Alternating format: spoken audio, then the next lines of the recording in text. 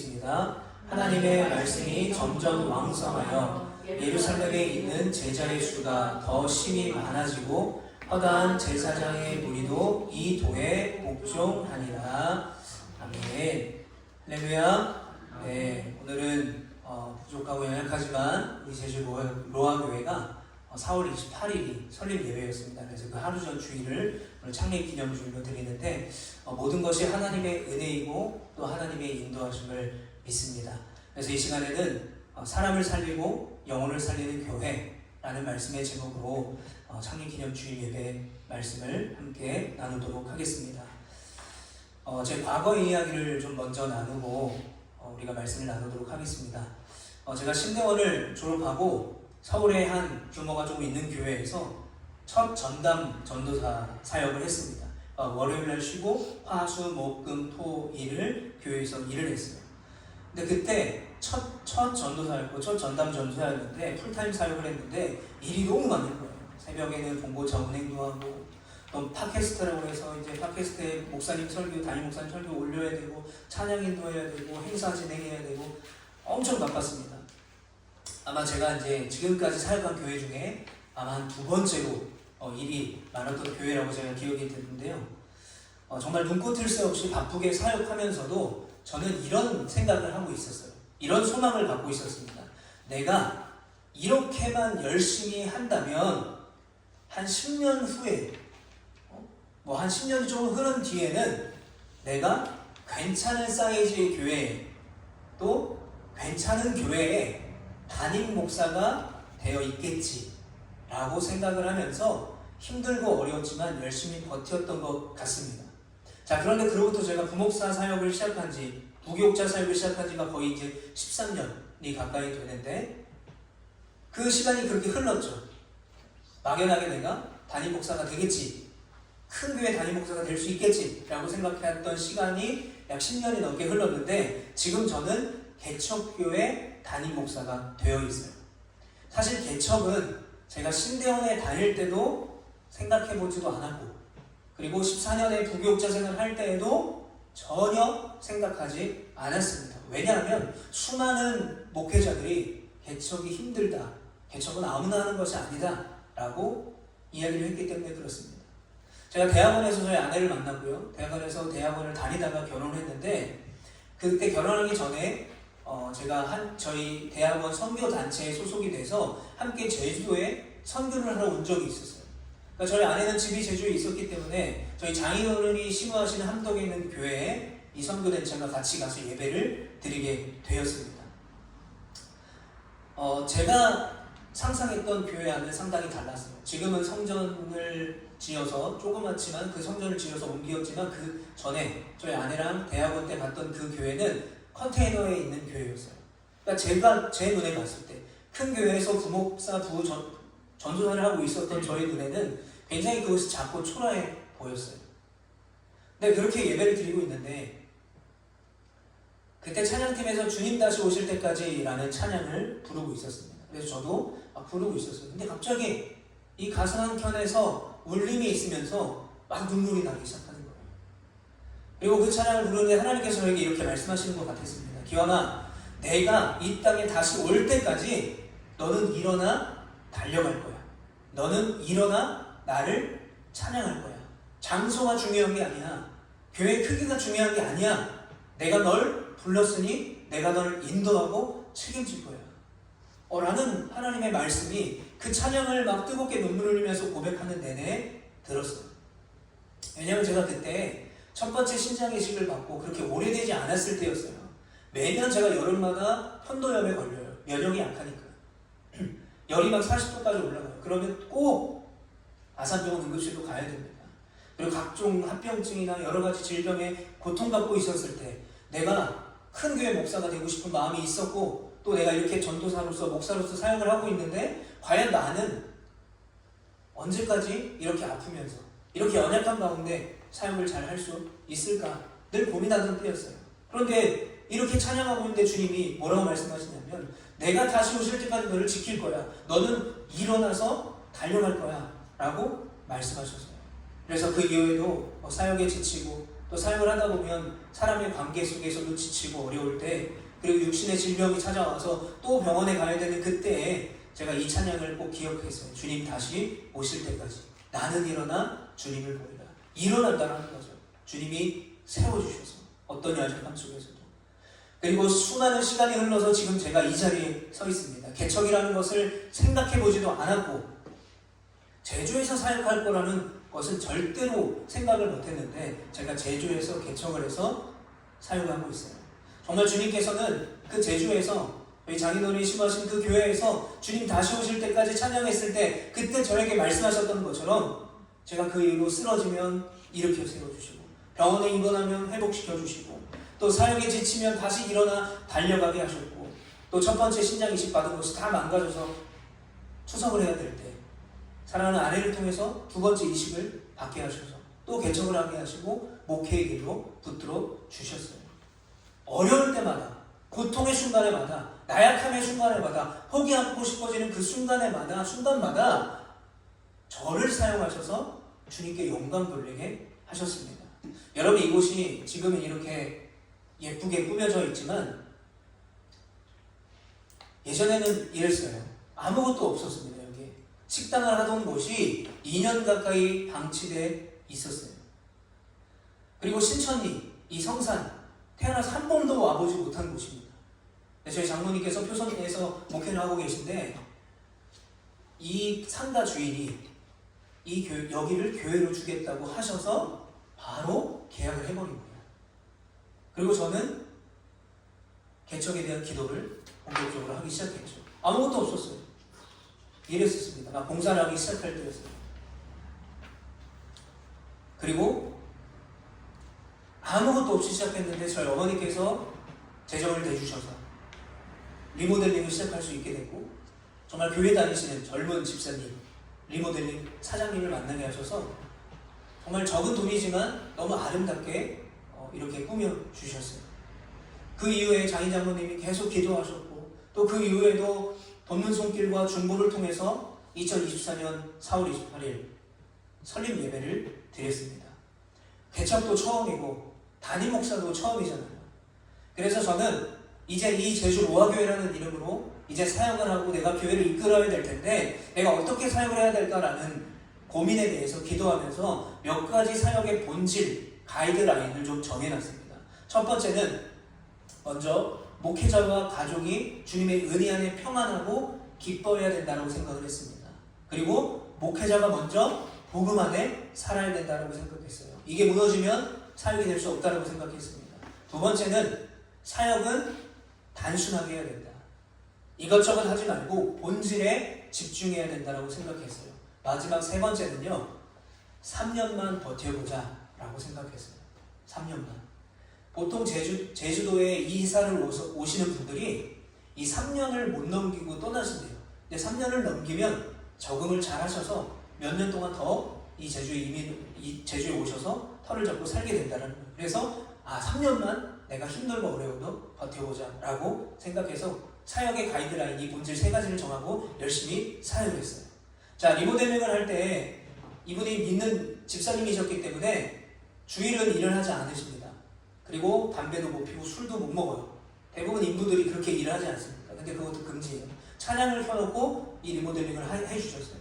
그래서 리모델링이 되는 주일 중간중간에 이렇게 아내와 둘이 함께 예배를 드렸습니다. 이곳에서.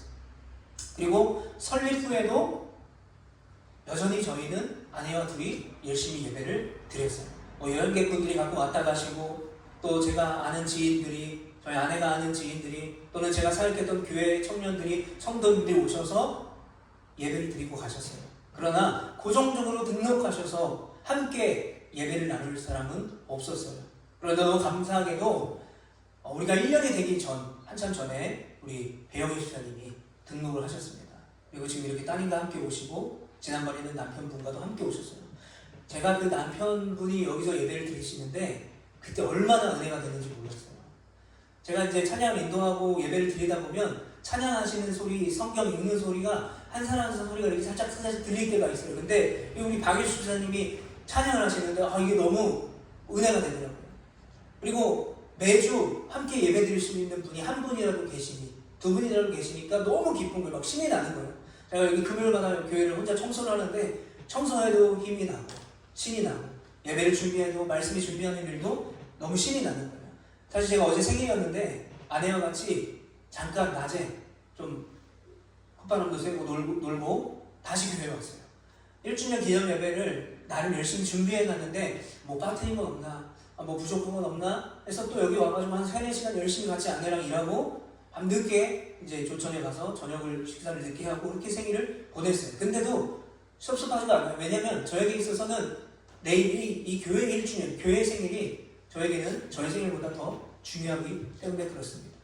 그래서 제가 지금까지 저희 1년의 사역을, 이 제주로하교회 1년의 사역을 돌아보면 어떤 마음이냐면 내가 뭐라고, 제가 뭐라고 이 놀라운 은혜를 베풀어 주셔서 이렇게 살게 하셨는가. 좀 하나님의 은혜에 감사할 뿐입니다. 그리고 기도해 주시고 도움을 주시는 많은 교회, 기업, 그리고 성도님들에게 제가 해드릴 건 없지만 너무 감사하다고 이 자리를 빌어서 말씀을 드리고 싶어요.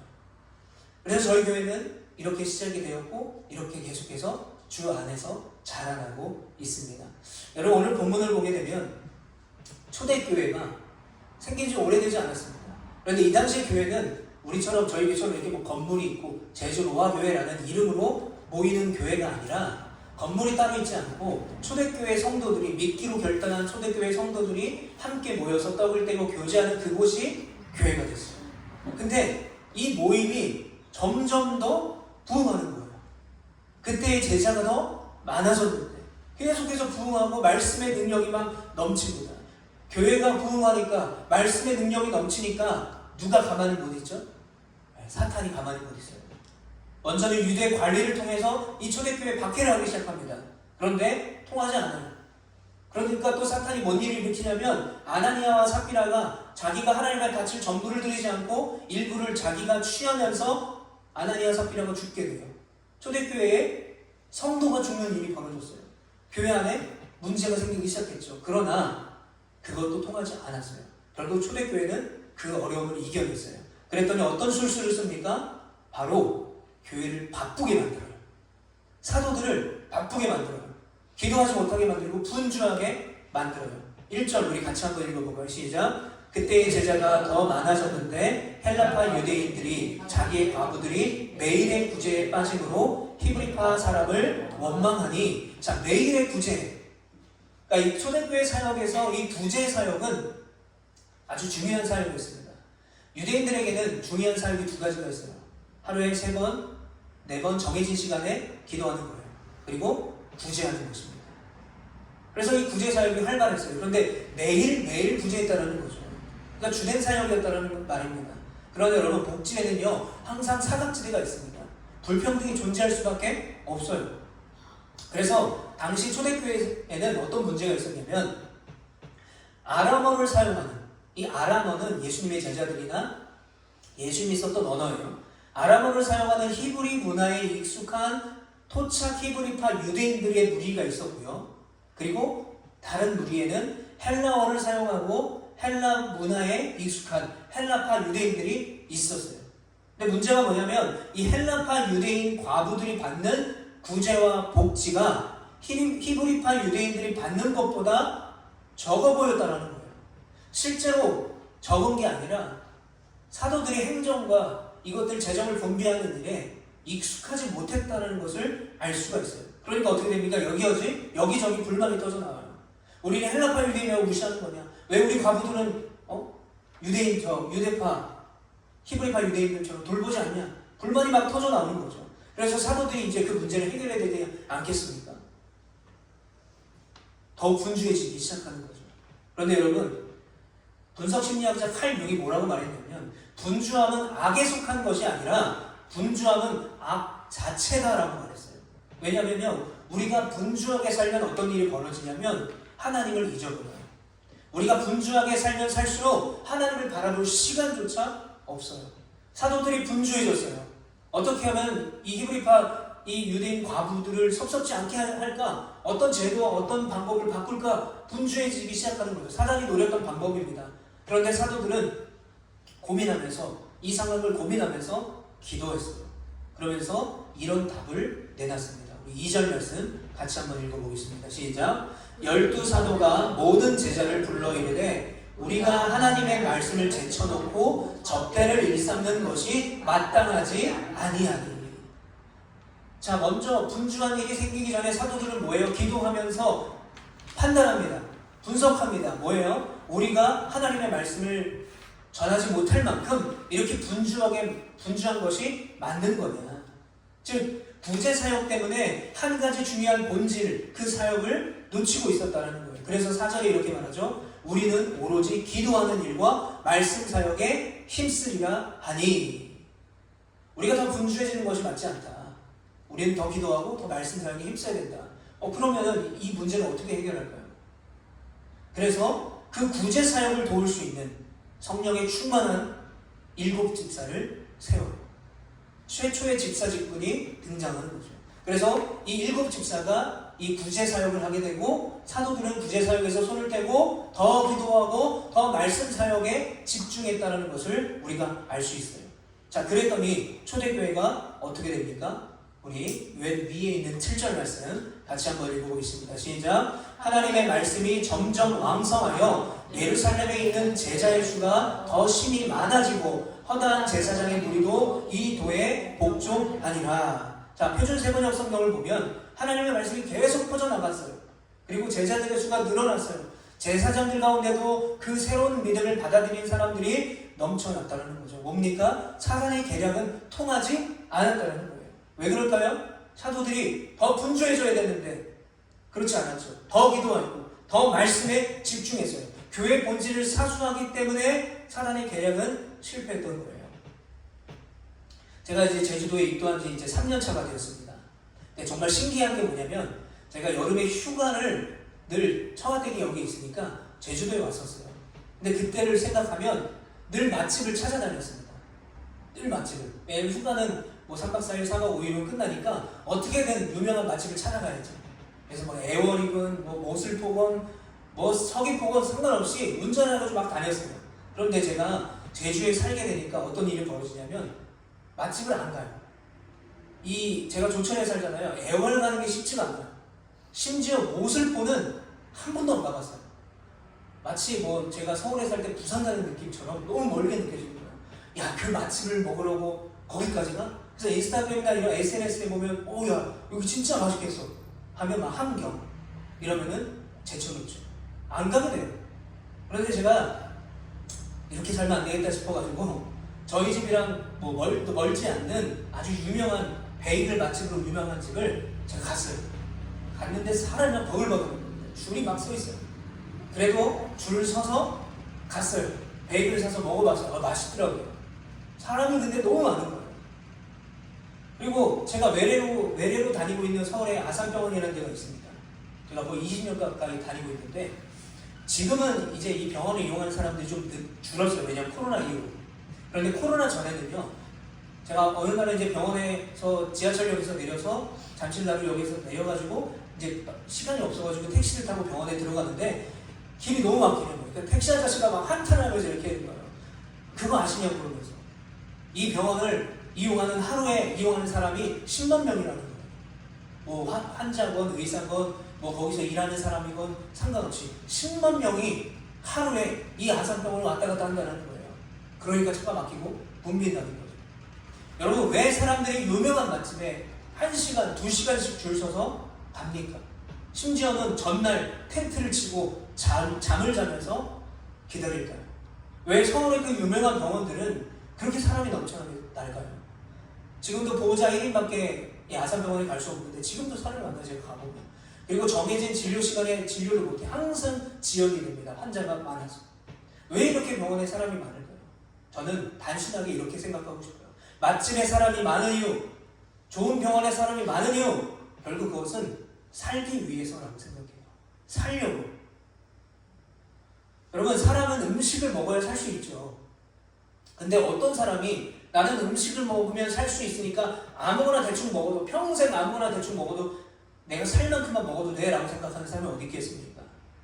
이왕이면 더 맛있는 음식, 이왕이면 더 유명한 집에 가서 음식을 먹고 싶어요. 내가 아파요. 그럼 이왕이면 더 유명한 의사가 있는 병원, 더 큰 병원에 찾게 되는 거죠. 왜요? 살려고. 더 잘 살려고. 물론 병원에도 환자가 아닌 사람들이 계시죠. 근데 이분들도 마찬가지예요. 이분들이 왜 병원에 있을까요? 먹고 살려고.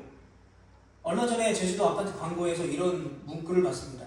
집은 사는 것이 아니라 집은 사는 곳입니다. 그러니까 돈 주고 바이하는 게 아니라 리브하는 거예요. 돈 주고 사는 곳이 아니라 집은 삶을 사는 곳이다라고 말했어요. 여러분 오늘 본문의 초대교회도 마찬가지입니다. 구제요. 구제라는 사역이 사람을 살리는 일 맞습니다. 적당한 구제와 도움은 한 사람을 살려요. 그런데 거기에는 반드시 중요한 본질이 있다는 거예요. 뭡니까? 영혼을 살려야 된다는 거예요. 여러분 영혼을 살리는 일은 교회가 반드시 해야 될 일입니다. 기독교가 반드시 해야 될 일이에요. 오늘 특송 영상을 준비한 양근영 자매가 제가 고1 때 다녔던 서울에 있는 말년성결교회라는 곳이 있는데 제가 20대 중후반 청년일 때 고등부 찬양팀을 맡았을 때 고등부 아이였어요. 그 중에 한 사람이었어요. 근데 제가 그때 이제 20대 중반이니까 얼마나 열정이 막 넘쳤겠습니까?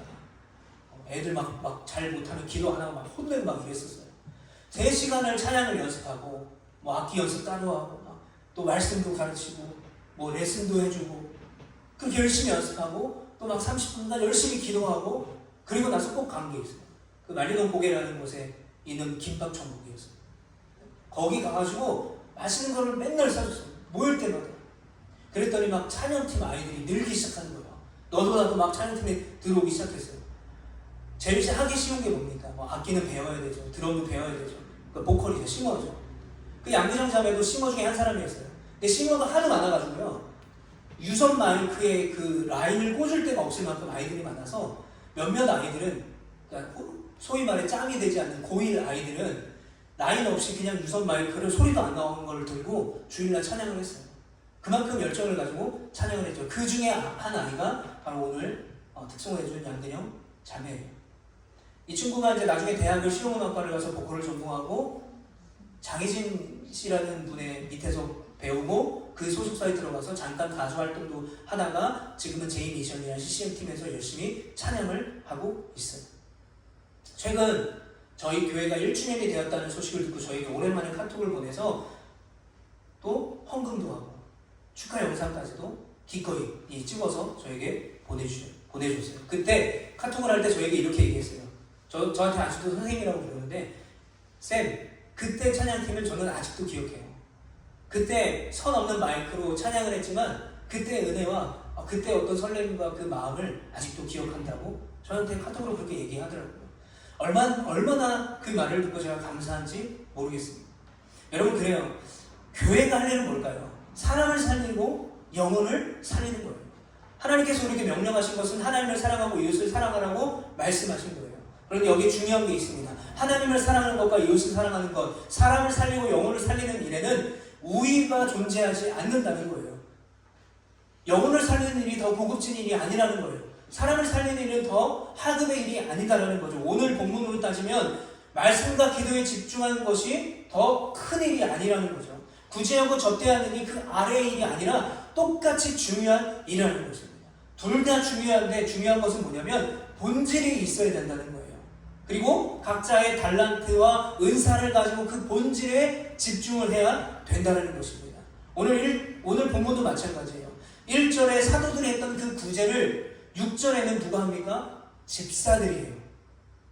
사도가 구제할 때는 굉장히 고급진 일이고 집사가 구제할 때는 고급진 일이 아니라는 것이 아니라는 거예요. 똑같이 중요한 일이라는 것입니다. 그래서 우리가 1절의 구제라는 단어와 4절의 사역이라는 단어가 존재해요. 근데 여러분 우리나라 말로는 구제와 사역이 다른 단어예요. 사역은 뭔가 더 있어 보이고 구제는 또 다른 의미인 것처럼 보이지만 원어를 보게 되면 이 구제와 사역은 디아코니아라는 헬라어, 똑같은 헬라어를 사용하고 있어요. 뜻은 봉사, 직무라는 의미를 가지고 있어요. 제사장이 와서 자기가 바친 동물에게 안수하고 각을 뜨고 나서 분향단이나 제단에 피를 뿌리고 그 나머지 제사를 담당하는 제사장이 하는 일도 디아코니아, 바로 직무예요. 제사장이라는 사람을 살리고 제사를 통해서 그 사람의 영혼을 살려서 하나님과 동행할 수 있는 자격을 얻게 하는 행위를 제사장이 했잖아요. 그게 바로 디아코니아예요. 그러니까 음식을 베풀고 구제를 하는 사역도 사람을 살리는 일이고, 말씀을 전하고 기도에 집중하는 것도 사람을 살리는 일이라는 것입니다. 즉 집사들이 행한 매일의 구제와 사도들이 말씀을 전하는 사역이나 모두가 다 동일하다라는 것입니다. 그것은 성도를 위한 것이고 성도를 살리는 귀한 봉사와 섬김이 되는 것이죠. 그리고 성도든 집사든 권사든 장로든 목사든 그리스도인이라면 당연히 해야 될 일이 바로 사람을 살리고 바로 더 나아가 그 사람의 영혼을 살리는 일이라는 것을 여러분 꼭 기억하시기를 바랍니다. 여러분 그 부르심이요 구약시대 제사장에게만 있지 않았어요. 오늘 초대교회에 사도들과 집사들에게만 있지 않았습니다. 그 부르심과 소명이 지금 이곳에 있는 우리에게 있다는 것을 여러분 기억하시길 바라요. 우리가 각자가 가지고 있는 은사가 다 다르죠. 그러나 그 은사를 가지고 우리를 부르신 부르심에 순종할 때, 또 본질을 기억하고 순종할 때 오늘 우리가 읽었던 7절의 말씀과 같이 믿음을 받아들인 사람이 나를 통해서 많아지고, 나를 통해서 복음 안에 새 생명을 얻는 사람들이 많아지고, 나를 통해서 믿지 않던 사람들이 믿었다라고 고백하고, 그런 놀라운 일들이 우리를 통해 일어나기를 간절히 축복합니다. 그 귀한 일에 쓰임받을 수 있는 우리 모두가 되기를 바라요. 그런데 이 일들을 가로막는 심각한 문제가 현대교회에 존재해요. 한국교회가 다 같이 가지고 있는 공통적인 문제입니다. 그게 뭐냐면 바로 기독교가, 그리스도인이, 교회가, 목사가 세상에 비호감이 된 거예요. 자, 2024년 종교 호감도 조사를 보게 되면 1위가 불교예요. 51.3. 2위가 천주교 48.6. 3위가 바로 우리 개신교, 기독교죠. 35.6입니다. 자, 많은 교회와 기독교인들이 이 결과를 보고 환호해요. 왜냐? 코로나 때보다, 코로나 직후보다 올랐어요. 아주 조금 올랐어요. 그래서 좋은 징조다, 회복될 기미가 보인다라고 하는데 아니에요. 여러분, 비신자가 생각하는, 각 종교를 생각할 때마다 떠오르는 이미지를 조사해봤어요. 그랬더니 불교의 경우에는 여기 나와있지 않지만 스님, 절이 생각난대요. 비신자가 봤을 때 이미지. 그리고 천주교는 마리아, 성모, 신부, 수녀였어요. 자, 그러면 개신교, 기독교를 생각할 때는 어떤 이미지가 드느냐? 목사, 교회, 전도. 보세요. 큰 글씨로 사이비. 사이비. 그리고 여기 구석에 보면 개독이라고 써있어요. 여러분, 호감도가 소폭 상승했지만 여전히 기독교는, 여전히 교회는 비호감이에요. 여러분, 이 비호감이, 그리고 이 비공감이 지금 한국교회가 가진 공통적인 문제예요. 우리가 복음을 들고 그 부르심에 순종하기까지 우리를 방해하는 아주 어려운 문제라는 것입니다. 결국 이게 뭘 말하는 거예요? 교회 덩치는 커졌어요. 사람은 많이 모여요. 그러나 사람을 살리고 영혼을 살리는데 본질을 놓쳐버렸다라는 것이죠. 자, 그렇다면 우리가 어떻게 해야 되겠습니까? 어쩔 수 없어. 내가 한 거 아니야. 내가 그런 거 아니야. 라고 생각할까요? 아니면 한국교회가 이렇고 목사가 이렇고 계속 비판만 할까요? 제가 SNS를 하다 보면 눈살을 찌푸리는 사람들이 있는데 목사가 교회를 욕하고 성도가 교회를 욕해요. 근데 자기 성찰을 위한 어느 정도 비판은 필요해요. 근데 이게 도를 넘어서 비판만 하는 거예요. 비판. 그러다 보면 어떻게 됩니까? 비신자가 정말 교회가 저렇구나. 교회는 다니면 안 되는 곳이구나. 교회는 헌금만 걷어가는 곳이구나 라고 생각하게 된다는 거죠. 적당한 비판은 자기 성찰에 도움이 되는 거예요. 그러니까 한국교회는 이 문제를 빨리 해결해야 됩니다. 그럼 어떻게 해야 될까요? 답은 하나예요. 내가 먼저 그 부르심에 따라 그 그리스도인답게 살아가는 거예요. 어떤 사람이 이렇게 말했습니다. 우리가 아무리 텀블러를 쓰고 분리수거를 아무리 열심히 해도 탄소를 줄이려고 전기차를 타도 그렇게 해도 저 인도에서, 저 중국에서 자연을 보존하지 않으면 아무런 의미 없다고 얘기하는 사람들이 있어요. 물론 이론적으로 보게 되면, 이성적으로 보게 되면 맞는 말일 수도 있어요. 그러나 저는 그 말에 동의할 수 없어요. 왜냐하면 저는 한 사람의 최선과 한 사람의 구별됨이 얼마나 중요한지를 잘 알고 있기 때문에 그렇습니다. 여러분, 맥킨지 회사의 CEO였던 국타 회장이 뭐라고 말했냐면 가장 큰 자원은 사람이라고 말했어요. 여러분, 켄터키 상골에서 태어난 링컨이 어떻게 했습니까? 흑인을 해방하고 노예제도를 폐지했어요. 어거스틴이 자신의 방탕한 삶에서 회개하고 하나님께 돌아갔을 때에 전 유럽이 변화되는 시작이 됐어요. 마틴 루터가 종교개혁의 그 기치를 높이 들었을 때 기독교의 역사가 바뀌고 있었어요. 마지막으로 존 웨슬리, 요한 웨슬리가 성령의 은혜를 받아서 로마서를 읽다가 성령의 은혜를 받아서 변화된 그 사건을 통해서 영국 간의 민족적인 부흥과 변화가 일어났다는 거예요. 한 사람으로서. 여러분, 그러므로 먼저 부르심을 받은 한 사람이 중요한 거예요. 내가 중요하다는 거예요. 그 한 사람 바로 내가 중요함을 믿으시기 바랍니다. 내가 먼저 복음 앞에 바로 서야 돼요. 내가 먼저 나의 부르심에 충성해야 돼요. 내가 먼저 기도해야 됩니다. 하나님, 내가 그 부르심과 그 복음 앞에 바로 설 수 있도록 인도하여 주시옵소서. 이렇게 기도하고 쓰임받는 여러분 되시길 바랍니다.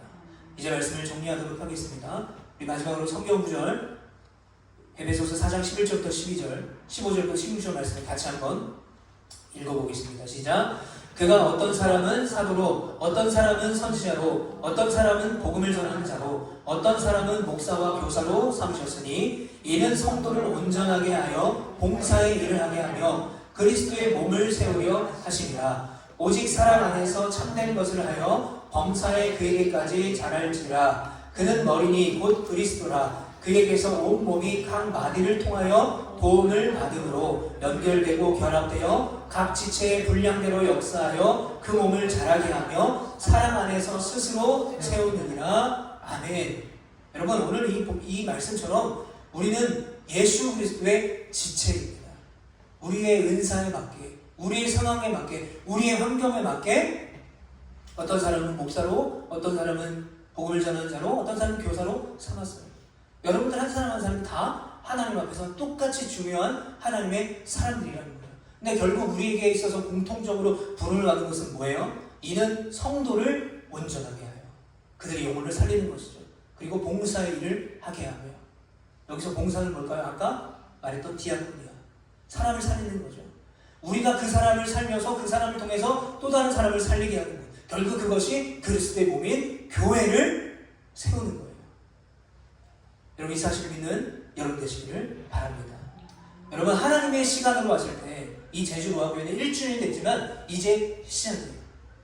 하나님의 시간이 카이로스의 시간으로 봤을 때는 우리가 달리고 있는 이 시간, 이 물리적인 시간, 이 크로노스의 시간으로 봤을 때 우리는 1주년이지만 이제 시작입니다. 여러분, 우리의 시간도 마찬가지입니다. 지금이 시작이에요. 늦었다고 생각할 때가 있어요. 그러나 늦지 않았습니다. 사람과 영혼을 살려내는 우리 모두가 되시기를 축복합니다. 그리고 교회의 머리이신 그 그리스도를 향하여 그리스도의 영광을 위하여 함께 자라가며 함께 지어져가는 우리 제주 로아교회와 이곳에 모인 우리 모든 성도님들 한 사람 한 사람이 되시기를 간절히 축복합니다. 이 시간 우리 들은 말씀을 기억하면서 함께 기도하기를 원합니다. 하나님, 하나님의 시간으로 봤을 때